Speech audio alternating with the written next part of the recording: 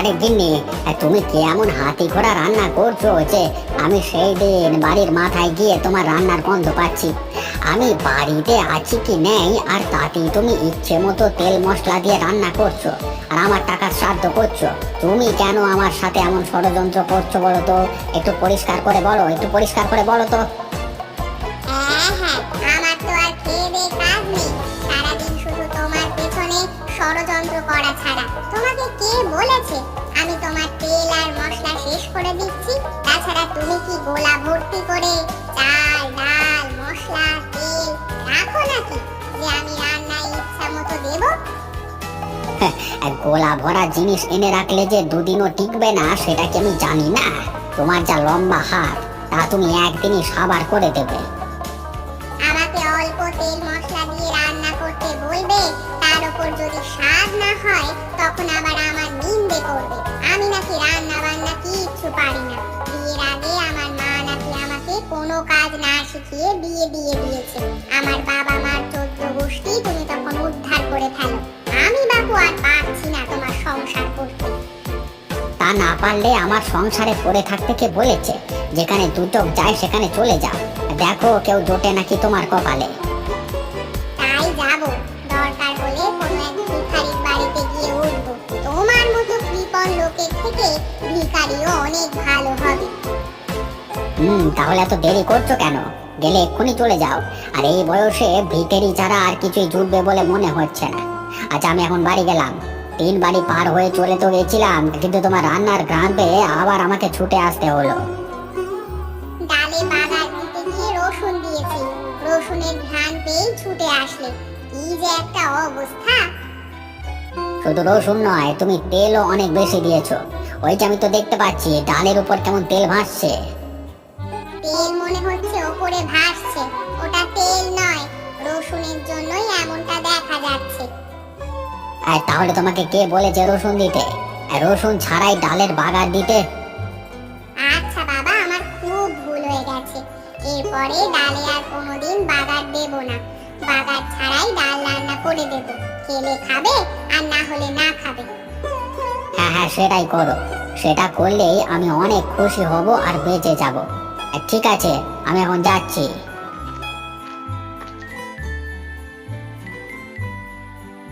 কি গো, বলছি যে শুনছো? তুমি আবার কখন কি বললে? কি আবার শুনবো? বলি আমাদের ছেলেটা তো বড় হয়ে গেছে, তার সব বন্ধুরা তো বিয়ে করে সংসারী হয়ে গেল। আমাদের ছেলেকে নিয়ে কি কিছু ভেবেছো? মানে বলছিলাম যে ওর বিয়ে শাদী নিয়ে কতদূর চিন্তা ভাবনা করলে তুমি? কিসের আবার বিয়ে শাদী? খালি বয়স হলে বিয়ে করতে হবে, এটা কোনো কথা নাকি? খাচ্ছে তো বাপের ঘাড়ে বসে বসে, এর মধ্যে আবার বিয়ের কথা আসলো কেন? ওর বন্ধুরা বিয়ে করেছে কারণ ওই ছেলে পুলেরা কামায় রোজগার করে। আর তোমার ছেলেকেও তুমি কোনো কাজ বাজ করতে বলছো না, তারপরে বিয়ে শাদীর কথা আমার কাছে বলতে এসেছো? তা তো বলেছি, সে তো কিচ্ছু করতে চায় না। তাই আমি বলি কি, ওকে একটা বিয়ে করিয়ে দাও। ঘরে বউ এলে দেখবে ঠিক মতো কাজও করবে, তখন আর এত বাহানাও করবে না। সব কিছুই তোমার চিন্তা মাফিক হয়ে যাবে এমনটা ভাবছো কেন? এমনটা তো নাও হতে পারে। আরে এখন আমার ঘাড়ে বসে একজন খাচ্ছে, বিয়ে করে এনে তখন দেখবো দুজন মিলে খাচ্ছে।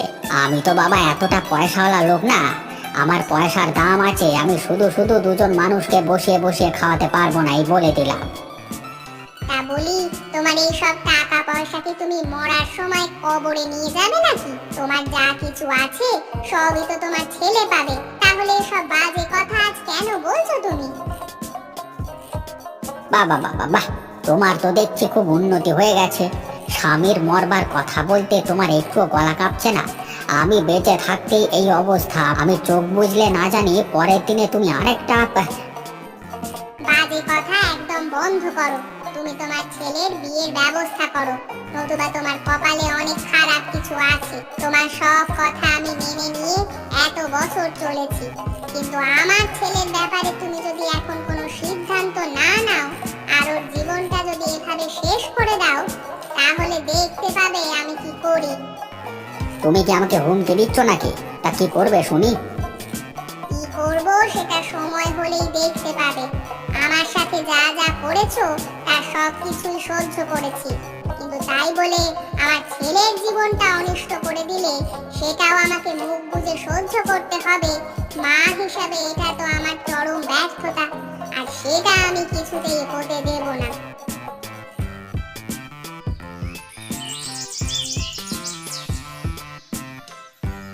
তা মেয়েকে যে দেখতে যাচ্ছ, যখন জিজ্ঞাসা করবে তোমার ছেলে কি কাজ করে, তখন কি বলবে শুনি? কি আর বলবো, বলবো যে তার বাপের তো জমিদারি আছে, তা আপনার মেয়েকে নিয়ে সারা জীবন বসিয়ে বসিয়ে খাওয়াতে পারবো। আমার ছেলের কোনো কাজ না করলেও চলবে। আর মজা নিচ্ছ নাও। সবার সামনে গিয়ে যখন তোমার এই সুন্দর নাকটা কাটা যাবে তোমার ছেলের কারণে, তখন দেখবো তুমি কি করতে পারো।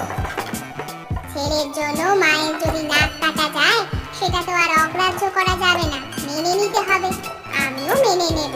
আর তোমাকেও বলে দিচ্ছি, বসে বসে এই সব আজে বাজে চিন্তা না করে ছেলের জন্য ভালো কিছু চিন্তা করো, তাহলে তোমার ছেলের মঙ্গল হবে। কিরে, তুই কি শুনতে পাচ্ছিস? কানে কি কথা যাচ্ছে? তোর জন্য যে এখন আমাদের মাথা নিচু করতে হবে বাইরের লোকেদের কাছে, সেটা কি ছেলে হয়ে তোর দেখতে খুব ভালো লাগবে বুঝি? কাজ বাজ করতে ভালো লাগে না, কিন্তু ছেলে হয়ে বাবা মায়ের অসম্মান করতে খুব ভালো লাগে, তাই না? বাবা, এভাবে বলছো কেন? এতদিন কোনো কাজ বাজ করিনি দেখে সারা জীবনে কোনোদিন করবো না এমনটা তো নয়। তাছাড়া মেয়ে যদি আমাকে পছন্দ করে তাহলে এই বিয়েটা হবে, না হলে তো হবে না। আর আমরা তো কোনো কিছু গোপন করে বিয়ে করতে যাচ্ছি না, যা সত্যি তাই বলবো, বাদ বাকিটা ওদের চিন্তা। আমার মনে হয় এখন তুমি এসব চিন্তা না করে একটু শান্ত হও। আমাকে এসব উপদেশ না দিয়ে যদি নিজের জীবনটা এতদিনে গুছিয়ে ফেলতে পারতিস, তাহলে তোর বাবা হিসেবে পরিচয় দিতে আমারও গর্ববোধ হতো। যাই হোক, দেখি গিয়ে কি হয়। মেয়ের বাবা মা আমাদের অপমান করে ঘর থেকে তাড়িয়ে দেয়, নাকি আপ্যায়ন করে ঘরে জায়গা দেয়। তো সব কিছুই তো শুনলেন, এখন বলুন আপনারা আমাদের মেয়েকে আমাদের ছেলের সাথে বিয়ে দেবেন কিনা? কোনো কিছু লুকিয়ে ছাপিয়ে বিয়ের মতো এত বড় সিদ্ধান্ত আমরা নিতে পারবো না, তাই আপনাদেরকে প্রথম থেকেই সবকিছু জানিয়ে দিলাম। এখন বিচার বিবেচনার দায়িত্ব আপনাদের উপর, আপনারা যেটা বলবেন সেটাই হবে। ছেলে তো কোনো কাজ করে না সেটা তো শুনলাম, কিন্তু সে তো বলেছে কিছুদিনের মধ্যেই একটা কাজ শুরু করবে। তাছাড়া আপনাদের পরিবার সম্পর্কে, বংশ সম্পর্কে আমরা তো খোঁজ নিয়েছি, এ করে তো আপত্তি করবার কিছু নেই। বিষয়টা তো উপরওয়ালা প্রদত্ত একটা সম্পর্ক, যার সাথে যার জোর লেখা আছে তার সাথেই তো তার বিয়ে হবে। আমাদের দিক থেকে এ বিয়েতে কোনো আপত্তি নেই, আপনারা আগাতে পারেন। আপনাদেরকে অনেক ধন্যবাদ। আমার মনে হচ্ছে আমার উপর থেকে একটা পাথর সরে গেল। বিশ্বাস করেন, আমি আমার পুরোটা দিয়ে আপনার মেয়েকে আগলে রাখবো। আর কোনো অযত্ন অবহেলা আমি বেঁচে থাকতে হতে দেব না। আমার তো একটি মাত্র ছেলে, আপনার মেয়েকে পেয়ে গেলে আমার একটা মেয়েও হয়ে যাবে। সে সারা জীবন আমার কাছে আমার বৌমা নয়, আমার মেয়ে হয়ে থাকবে। তাহলে তো হয়ে গেল। সবকিছু ঠিকঠাক থাকলে আগামী মাসে আমরা একটা শুভ দিন দেখে বিয়েটা সেরে ফেলতে চাই। কি বলেন আপনারা? ঠিক আছে, তাহলে আমরা বাড়িতে গিয়ে আমাদের নিজেদের মধ্যে একটু কথা বলে নিই। তাছাড়া আমাদের কিছু আত্মীয় স্বজন এই মুহূর্তে দেশের বাইরে আছে, তারা কবে নাগাদ ফিরবে একটু খোঁজ খবর করে নিই। আর আমরাও চাই না বিয়েটা দেরি করে হোক, সবকিছু আপনাদেরকে তাড়াতাড়ি আমরা জানিয়ে দেব। আজকে তাহলে আসি। হ্যাঁ, আমার বেয়ায়ের বাড়িটা তো আমার থেকে অনেকটা দূরে হয়ে গেল, এখন রওনা না হলে তো নিজেদের ঘরে ফিরতে মেলা রাত হয়ে যাবে। কি বলেন বেয়াই মশাই? দাদু দাদু, আমি মিষ্টি খাবো, আমাকে মিষ্টি কিনে দাও। ও দাদু, আমাকে মিষ্টি কিনে দাও। আহা দাদু ভাই, আর মিষ্টি তো বাজারে পাওয়া যাবে, এখানে তোমার মিষ্টি পাওয়া যাবে না। আমি তো কিছুক্ষণ আগেই বাজার থেকে আসলাম, বাজারে যাবার আগে তুমি তো আমাকে বলে দিলে না, এখন বাজারে যেতে তো অনেক সময় লাগবে। ঠাম্মি ঠাম্মি, কাল থেকে তুমি আমাকে পপু জুতোটা এনে দাও তো, যেটা পায়ে দিলে পপু আওয়াজ হয়। বাবা তো আমাকে কাল কিনে এনে দিয়েছে, ওটা নিয়ে আসো। তাও না, এক্ষুনি নিয়ে আসো না। আচ্ছা আচ্ছা দাদু ভাই, আনছি। দাদু দাদু, হাঁসগুলো খালি পায়ে আমাদের বাড়িতে চলে আসলো কেন? ওদের পায়ে জুতো কোথায়?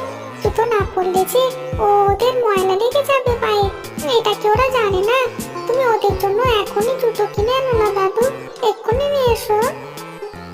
আরে দাদু ভাই, হাঁসেদের জুতো পরতে হয় না, ওরা সব সময় খালি পায়ে হাঁটতে পছন্দ করে, বুঝতে পেরেছো? না দাদু, ওরা পছন্দ করলে তো হবে না, ওদেরকে তো শিখতে হবে যে খালি পায়ে হাঁটা একদম ঠিক না। তুমি ওদের জন্য ছোট ছোট জুতো কিনে নিয়ে এসে ওদের পরিয়ে শিখিয়ে দাও। এক্ষুনি নিয়ে এসো না দাদু।